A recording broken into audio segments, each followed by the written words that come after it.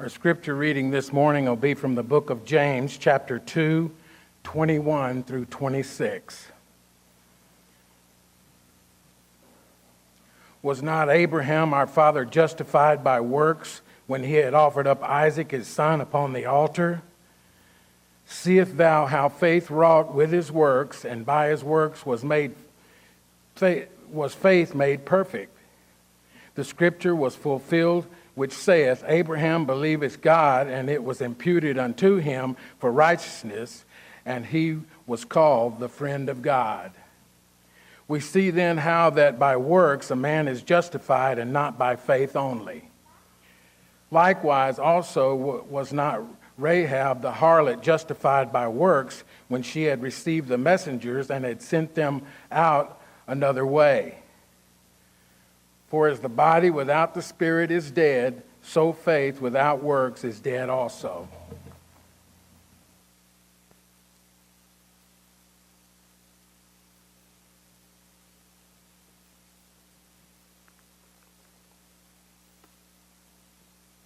It's a great day, and we're thankful that each one of you is present with us here at South Trail. We hope that you'll come back at every opportunity to worship with us. Heard about a mother was driving her child to school, and as she was trying to encourage her young daughter to be kind to the other children, she was emphasizing that. She said, now, understand this, kindness begins with you. The little girl said, no, Mommy, kindness begins with K. Understand that we each have a responsibility to be kind. Edmund G. Ross was a newly elected senator in 1866. He had just arrived in Washington, and yet he was put on the spot. It was in that year that President Andrew Johnson was on trial for impeachment. After the assassination of Abraham Lincoln, Andrew Johnson came to the presidency and was determined to continue the approach that Abraham Lincoln had started of reconciliation of the North and the South following the Civil War. The impeachment was largely over the fact that many of the people did not feel like that reconciliation was possible based on the kind of approach, the kind of treatment of the South that Abraham Lincoln was determined to show, and Andrew Johnson also continued. Edmund G. Ross received all kinds of appeals from across the country, knowing that there were basically 35 votes for impeachment against President Johnson. Edmund G. Ross was kind of a wild card. He was new. He was not well known. He hadn't had any opportunity to really stake out a position or a place there in the Senate. And so he was being leaned on very hard in order to get his vote to complete the needed 36 votes to impeach Andrew Johnson. 24 votes had already been cast. There were 11 more that were already in the bag. Chief Justice of the Supreme Court called upon Mr. Ross. He said, Mr. Ross, how do you vote? Is Mr. Johnson guilty as charged?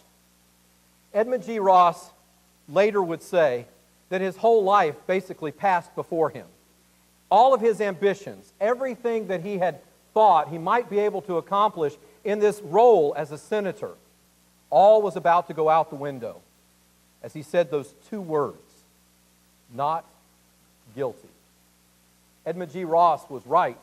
A high official in Kansas wrote him a letter and said, we as citizens of the state of Kansas repudiate you as we do all perjurers and skunks.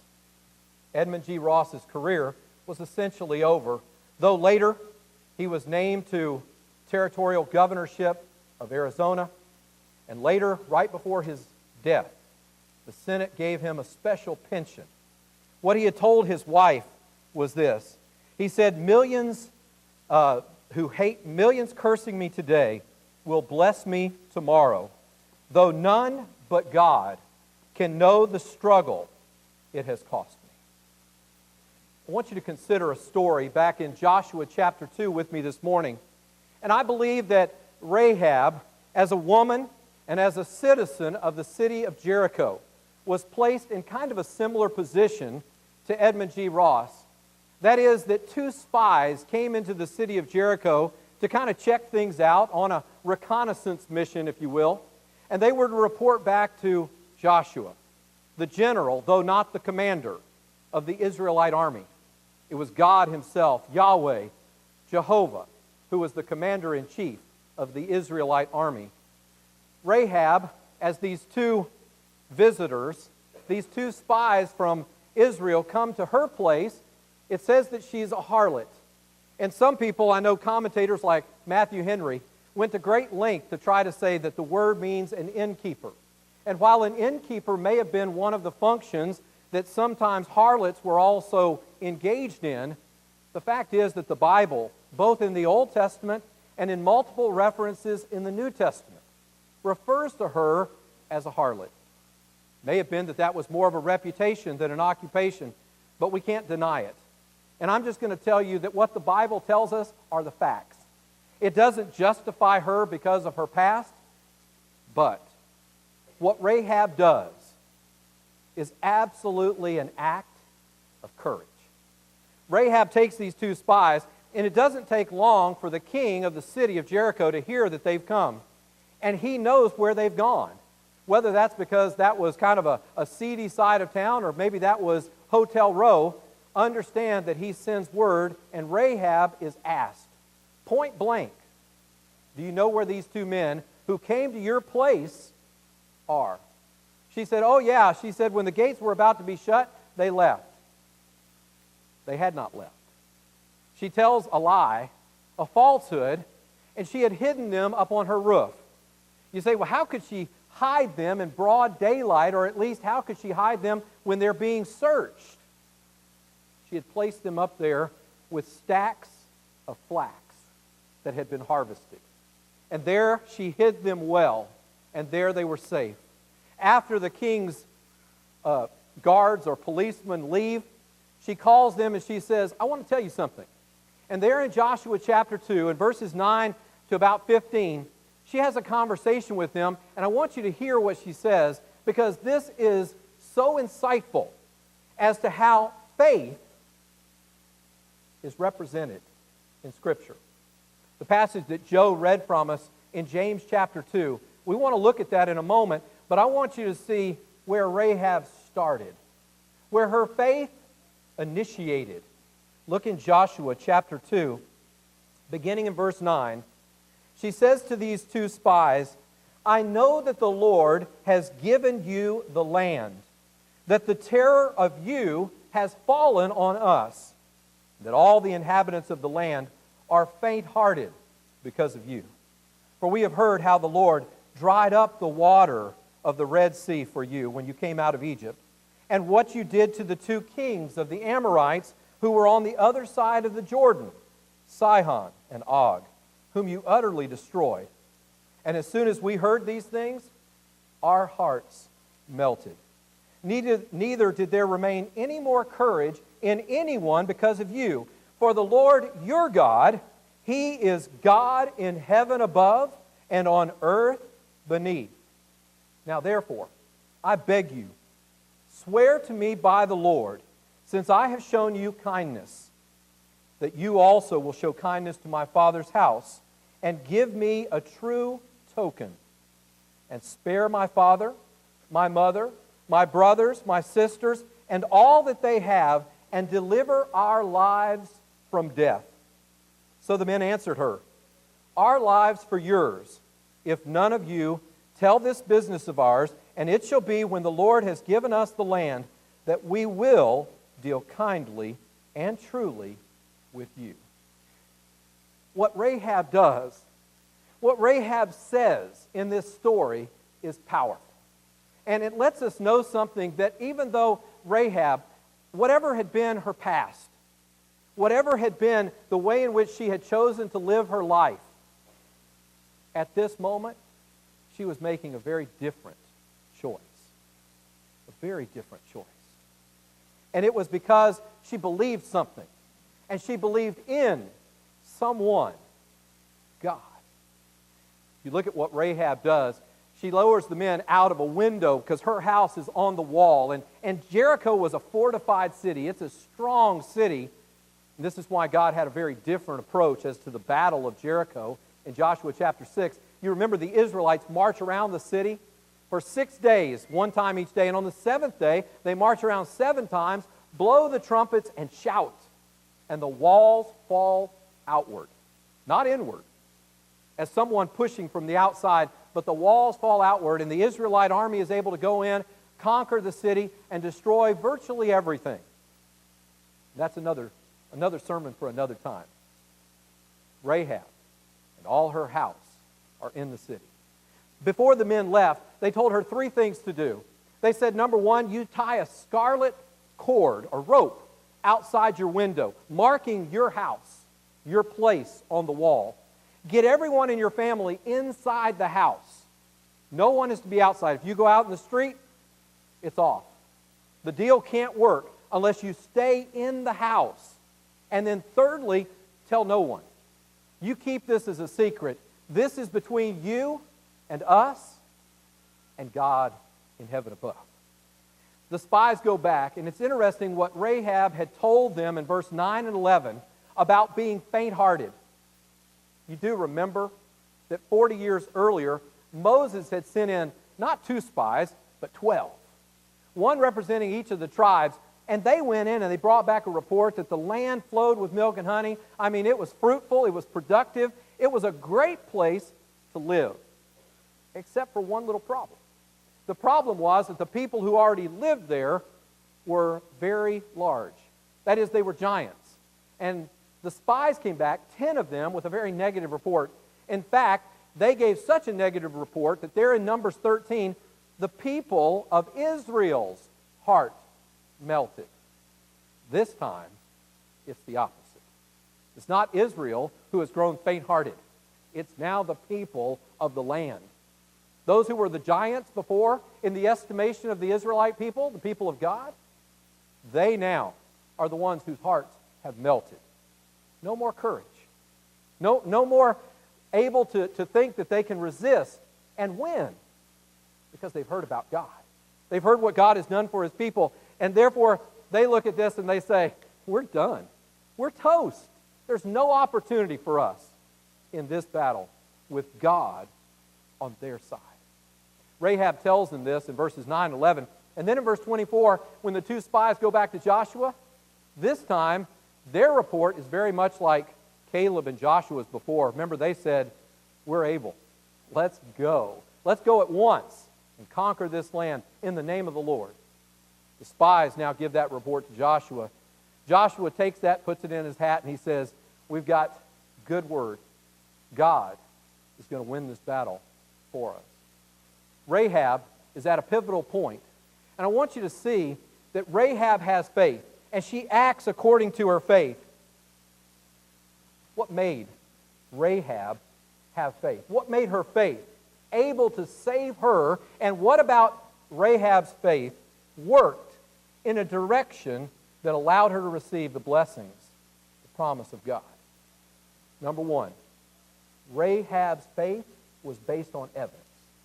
There's not anybody that when we're talking to our friends and neighbors who should ever say to our friends and neighbors, well, you just believe.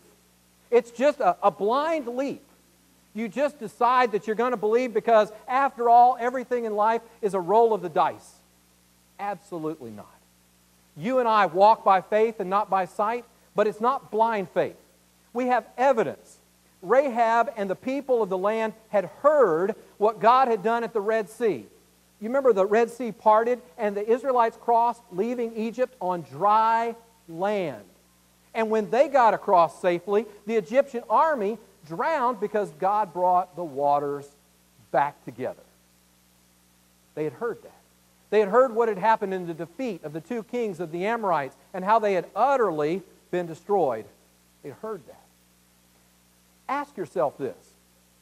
Rahab could have offered a half a dozen excuses. Number 1, I'm a foreigner. I can't help you. I'm on the other side. She could have said, I'm a nobody. Who am I? In fact, I'm not just a nobody. I'm a sinner. I'm somebody that, according to your ethical belief, wouldn't be acceptable in your society. I've got an occupation that your people would find reprehensible. I really don't know enough. You know, let me study a little bit more about this. Let me see if I can do a little bit more research. Rahab offered no excuses. Faith comes by hearing, and hearing by the Word of God. Faith is the substance of things hoped for, the evidence of things not seen. Hebrews 11:1. Rahab had heard. What I will tell you is that everyone has the opportunity to hear about the Bible. And the belief in God as creator, as sovereign power of the universe, is something that makes sense when someone considers the evidence. Believing in Jesus Christ as the Son of God makes sense when someone checks out and reviews the historical evidence.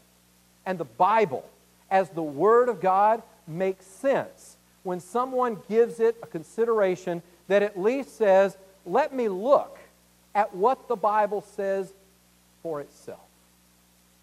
When you look at the evidence, one can come to faith very quickly, very reasonably, very logically. The Bible is true. It makes sense to believe. And Rahab, she didn't have to know 1,000 different things. She knew what she had heard. She based her faith on the evidence. Maybe there's someone sitting here this morning and you say, well, I've struggled. I've struggled to be able to believe. Let me encourage you. Ask. Ask the questions. Let's talk about it. Let's look at what evidence there is that will help you to be able to make that choice, that decision. Because I will tell you that whatever choice you make other than what the Bible says, and believing in God and Jesus Christ, you are also operating by faith. And there's more evidence for operating by faith in God than by operating on any other philosophy in the world. Someone jokingly said you could line up all the philosophers in the world end to end and you would never reach a conclusion. You can think about that. You'll get it tomorrow. Understand, of philosophies, there is no end. People come up with ideas. They make their own kind of reasoning. They come up with their own paradigm. But without God, without God's Word at the center of that, it's a house of cards. It'll fall apart. In Luke chapter 16, Jesus tells the story of the rich man and Lazarus.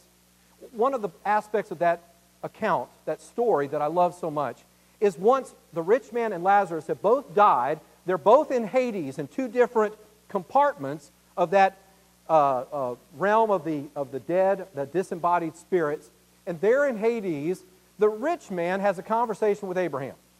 And the conversation ends like this. The rich man says, well, would you just send Lazarus back? Because I got 5 brothers who are going to come here. In other words, they're living just like I was.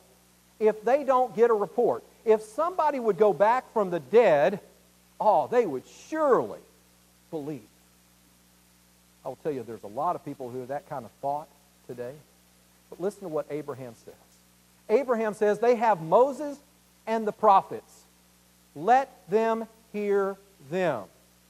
In other words, even if someone comes back from the dead, that's not going to convince everybody. Remember Jesus raised Lazarus from the dead? They all believed in him after that, right? No. Jesus rose from the dead. They all believed after that, right? No. Understand that the ability to believe is a choice. Now, it's based on evidence, but understand too many people, their decision not to believe is based on their own bias. It's something that they've already decided in their heart. They've already gone against. They don't want to be accountable to God. And therefore, they've resisted it. And I will tell you that our challenge is to plant that seed and present that truth in such a way as to give them the opportunity. But in the end, every single person is responsible for their own choice. Their own choice. Rahab's faith was based on evidence. Rahab's faith motivated her to certain actions. Think about what her courage was. You see, Rahab's faith behaved accordingly. It behaved in action. She did something about it. Because she had heard about God, she wanted to be part of that. She revealed her faith to these 2 spies. They had come in secretly. They'd come in on this mission, but that's not what she was concerned about. She says, I believe in your God. You remember Ruth? Ruth came back with Naomi to the people, and she said, your God will be my God. Your home will be my home. Your name will be my name. Your people will be my people. Isn't that what Rahab's asking too? Rahab says, spare us. Well, where's she going to go after all of the people are gone? What other people would she want to be attached, to belong to, other than the people of God? To have those kinds of blessings and that kind of relationship. That's what she's asking. She's not just saying, well, save me from this destruction. She's saying, let me belong with you. And Rahab does. At the end of Joshua chapter 6, after the battle of Jericho in verses 22 to 25, she is spared and she becomes a part of the people. She ends up marrying a man named Salmon. Salmon becomes the father of Boaz, who ends up marrying Ruth, the great-grandfather, Salmon and Rahab, the great-grandparents of King David. Understand that in Matthew chapter 1 and verse 5, Rahab is named as a part of the lineage of Jesus Christ. In fact, Matthew names 3 women, Tamar, Rahab, and Bathsheba. And suffice it to say that all 3 of those women were known for their sins. They're part of the lineage of Christ coming into the world because they also acted in faith. Rahab puts the scarlet cord outside her window. That becomes a type of Christ. In her house, as her family, her parents, her brothers and sisters, and all that are with her, they're spared. That represents a type of the church. There is no other salvation. When we look at the destruction of all the world and what every sinner will face in answering and judgment before God, the only place that is safe, the only place for anyone to be spared in the day of judgment is in Jesus Christ. Who's in the church? It says the Lord added to the church daily those who were being saved. Those who, according to Acts 2 and verse 41, those who gladly received His word, in other words, they obeyed what they heard, they were baptized. And the same day there were added to them about 3,000 souls. And then we see the Lord continued to add those who were saved to His church. What we see is that the saved are those who have obeyed the gospel. Christians have that opportunity because of the choice that they make. But Christians also must remain faithful. Jesus said, he who endures to the end shall be saved. If you're faithful until death, God promises you a crown of life, Revelation 2:10. That faithfulness, we must not grow weary in well-doing, for we will reap in due season if we do not faint. Over and over in the New Testament, it talks about the good works that are a demonstration of our faith. In Titus chapter 2 and verse 14, he talks about this because we've received the grace of God that has appeared to all men, bringing salvation. We must continue carefully in good works. Titus 3:8. We need to listen and recognize that we have opportunities. And where can those good works be demonstrated? We're to bring glory to God through Jesus Christ by His church. Ephesians 3:21. In the church, we have many different ministries. There are many different gifts and talents, and every one of those has an opportunity to be able to bless both fellow Christians and those who are outside. And I will tell you that if there's a reason why the South Trail Church of Christ is not able to do more good works, it's because not everyone is as engaged using the talents that God has given you individually, as individual members, and therefore putting our talents, putting our gifts to use is what will help to bring that about. The passage that Joe read for us in James chapter 2, look with me at that for a moment. There are a couple of verses here in James chapter 2, a couple of different times, where James makes it very clear that we're not saved by faith only. Sometimes people look at passages that quote Genesis chapter 15 and verse 6 when it says Abraham believed in God and it was accounted to him for righteousness. And that's quoted in Romans 4:3. It's also quoted here in James 2:23. But that passage is not faith only. That passage is not the idea that if we have a certain mental assent or a mental agreement, that all of a sudden we're right with God. Faith always involves doing what God says. Always. Abraham. What does James use? And by the way, if we believe in the Bible, we believe that it's God's Word. And if we believe that it's God's Word, that means that there's no contradictions. So Paul in Romans 4 and James in James 2, they're not contradicting one another. If anything, they're explaining They're working together for us to understand the full importance. And so it is here in James 2. Look at verse 23. And the scripture was fulfilled, which says, because what had Abraham done? Verse 21, he had offered Isaac, his son, on the altar. And there in Genesis 22, the statement there by the angel, by God, is, now I know that you fear God. Now I know that you respect God. You'll do whatever he asks you to do. Whatever he asks you to do. What we see is this is also why, there in verse 23, Abraham believed God, and it was accounted to him for righteousness, and he was called the friend of God. Faith without works, empty. It's dead. The Bible explains that to us. So what is faith and works? How are these two sides of the same coin?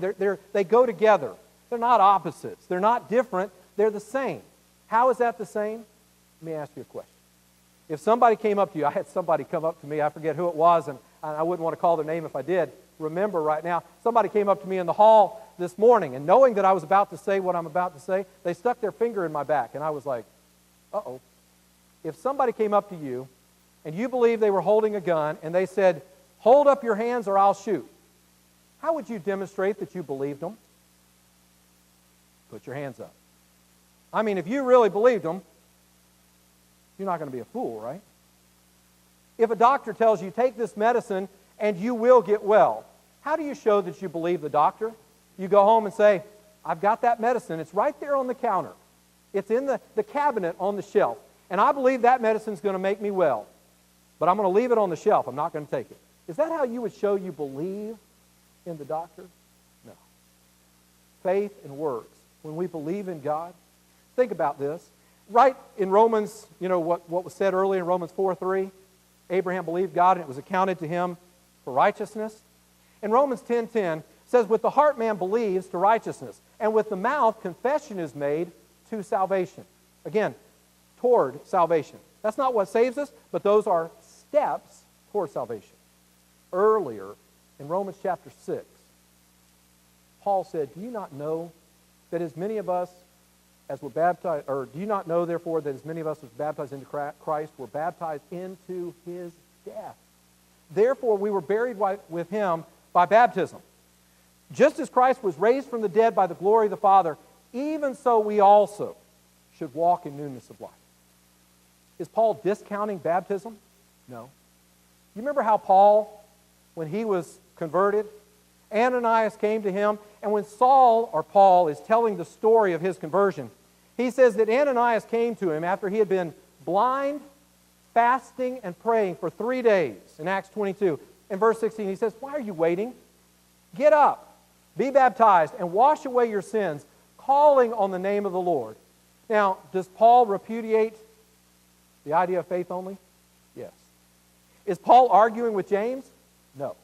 Does Paul have a different view at different times in his life? Did when Ananias say it that Paul believed it was necessary and then later he writes that it's not? No. Understand, we've got to take all of Scripture. Faith and works are doing what God says. And baptism, if someone says, well, I have faith, somebody told me just believe in Jesus and say a little prayer. Where did you get that? In the Bible, right? I'm not trying to attack anybody, but what I'm saying is if a Bible doesn't teach that, why would someone else teach that? Shame on anyone who teaches something foreign and different from what the Bible teaches. Jesus said, he who believes and is baptized shall be saved. I'll tell you, just like that thief holding a gun or the doctor giving you a medicine, if you believe Jesus, you'll do what he tells you. You'll do what he says. That'll be the end of it. That's what Jesus tells us to do. There's not any comfort in doing something other than what Christ and what the Bible tell us to do. Thirdly, Rahab's faith is rewarded. Rahab's faith is rewarded. Her family is spared. She gets to become a part of the children of Israel. She marries into the people who are following the Word of God. The people who are blessed by God. As long as they keep His commandments, she's able to enjoy that. The disciples asked Jesus, well, we've given up everything. What are we going to receive? Jesus said there in Luke 18, 28 to 30, you'll receive many times what you have sacrificed, what you've given up. In this age and in the world to come, eternal life. Oh, there's something much more that we can receive. Jesus said, for everyone who had given a cup of cold water in my name, he said, you will by no means lose your reward. Matthew 10, 41 and 42. When we do it in the name of Jesus, that is, when we do it according to His authority, we receive the blessings that He wants us to have. When I look at the story of Rahab, the harlot, God moves in mysterious ways. I look at that and I would say, you know what? She probably, in our estimation, deserved to be destroyed along with all the other people there in that city. All of those idolaters, all of those people who were pagans, who didn't worship God according to His truth. But Rahab is spared. God, because of her faith, because of the faith that was willing to work and do those things that were beneficial to her people that she wanted to be a part of. Sometimes, do you ever feel like Rahab? Like the whole world is going in a different direction. And you're the only one who has this faith. You're the only one who really believes that God is true, that God will reward those. Let me remind you of the Rahab factor. There's two sides to this message. To those who assume they are on the inside, but bent on excluding others, look out. To those who assume that they are on the outside, but would dare to be rescued in obedience to the gospel, look up. God can help you, no matter how you feel or where you feel that you are. The gospel is for everyone. Those who believe and obey. We're going to sing a song in just a moment, Trust and Obey. And that's exactly what faith indicates in Scripture, that we must trust God by obeying what He tells us. In the 11th century, King Henry III of Bavaria grew tired of the court and the life of a monarch. And so he decided that he was going to leave the throne. And he was going to go to a local monastery and live there and live a life of penance and prayer. When he went to Prior Richard, who was over that monastery, he asked him, he said, Prior Richard, he said, I would like to become a part of this monastery. And Richard looked at him and he said, do you know what you're asking? He said, it's going to be very difficult for you because you've been a king. Our lives here are lived in total obedience. Total obedience. Henry III thought about it and he said, I'm prepared to obey whatever you tell me. Prior Richard looked at him and he said, well, I'll tell you what to do then. You go back to the court, you go back to your throne, and you serve God from your position as king. That's what he did for the rest of his life. Understand something. I don't know why or all the reasons that you are where you are, but I will tell you this. God can use you where you are if you have faith, like Rahab, the kind of faith that will trust God and obey Him. Are you willing to do that? Are you ready to do that? If you are ready for that decision, if you would like to put on Christ in the waters of baptism today, step to the front. If as a Christian you realize you need to get your life back on track with where God wants you so God can use you where you are, won't you come? If we can encourage you, just step down to the front. We'll be glad to assist you right now while we stand and while we sing.